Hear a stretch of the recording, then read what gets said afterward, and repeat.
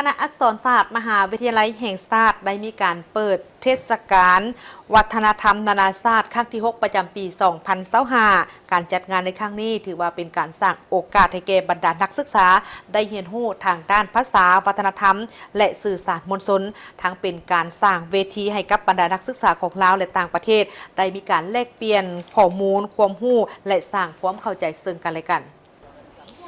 พิธีเปิดเทศกาลวัฒนธรรมนานาชาติครั้งที่ 6 ประจำปี 2025 ของคณะอักษรศาสตร์จัดขึ้นในกลางอาทิตย์ที่ผ่านมาที่มหาวิทยาลัยแห่งชาติวิทยาเขตดงโดกโดยมีศาสตราจารย์ปริญญาเอกเดชานุราชแสนดวงเดชผู้อำนวยการใหญ่มหาวิทยาลัยแห่งชาติพร้อมด้วยคณะนำจากทางสถานทูตองค์การจัดตั้งสากลและตัวแทนจากภาคส่วนต่างๆเข้าร่วม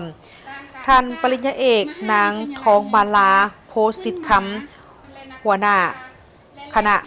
วิชาคณะอักษรศาสตร์มหาวิทยาลัยแห่งชาติได้ขึ้นกล่าวเปิดงานพร้อมทางได้กล่าวถึงความสำคัญของเทศกาลดังกล่าวนี้ว่า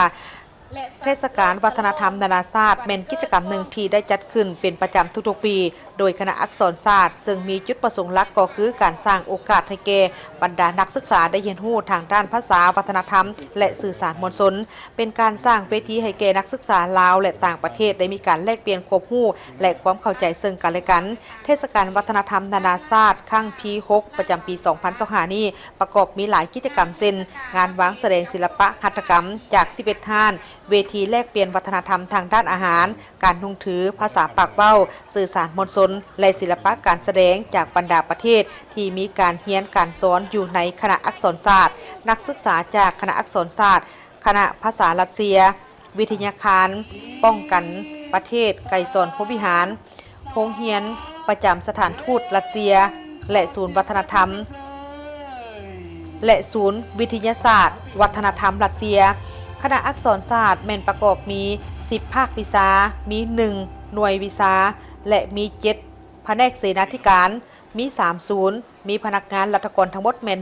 126ทานหญิง63ทานมีนักศึกษาที่อยู่ภายใต้การคุ้มครองแม่นหลายกว่า 2,000 คนมีเชี่ยวชาญและอาสาสมัครจากต่างประเทศมาช่วยสอนอยู่ในภาควิชาดังกล่าวนี้มีทั้งหมดแม่น20คนมีการเรียนการสอนทางภาคปกติและภาคคำมีระดับการ